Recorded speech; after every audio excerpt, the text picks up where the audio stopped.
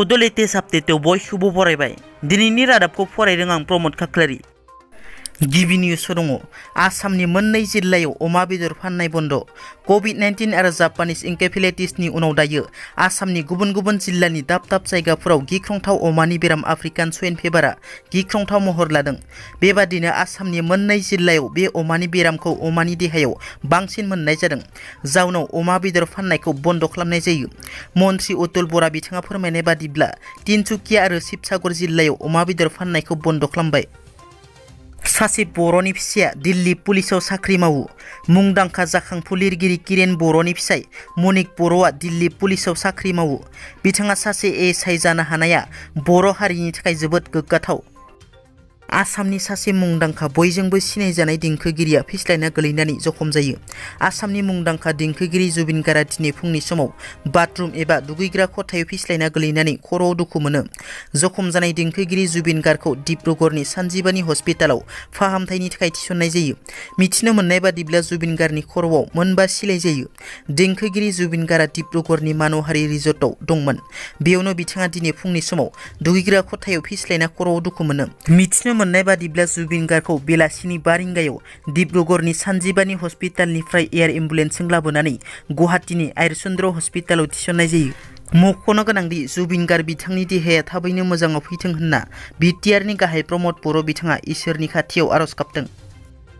गिबि मन्त्रि डक्टर हेमन्त बिश्व शर्मानि बिबुंथि। थांनाय 2003 मायथाइनि सिगाङाव एबा BTC सुक्तिनि सिगाङाव BTR नि ट्राइबेल बेल्ट एन्ड ब्लकआव थानाय मानसिफोरा हानि मोनथाय मोनगोन। बे बिथिङाव BTR खुंथाया आखायाव लादों। 6 शेड्युल दानायनि उनाव BTR ओनसोलाव थानाय सुबुंफोरा हानि मोनथाय मोना।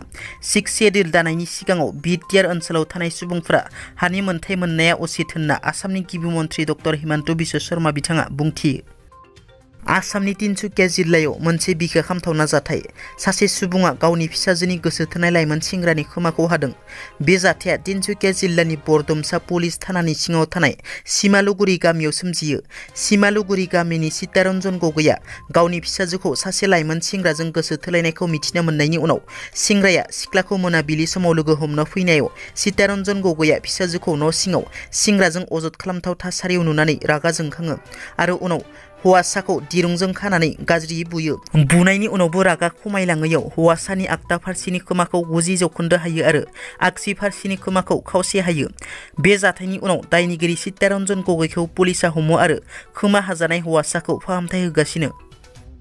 KLO उदखारि हानजाया गिख्रंथाव हाथियार लानानै गोख्रों हुमखि होदों। कच कामातापुर रायजो दाफुंनांगौनि दाबि आरो KLO उदखारि हानजानि गाहाय नेहाथारि कैलाश कचखौ सोनाब बेंगल रायजोनि पुलिसा हमनायनि सायाव भिडिअनि गेजेरजों गोख्रों हुमखि होदों KLOनि चेयारमेन जीवन सिंहाया। दिनैनि रादाबा एसेनोसै। नोंथांमोना जुदि आंनि चेनेलखौ दासिमबो साबस्क्राइब खालामाखै अन्नानै साबस्क्राइब खालाम। गोजोन्थों।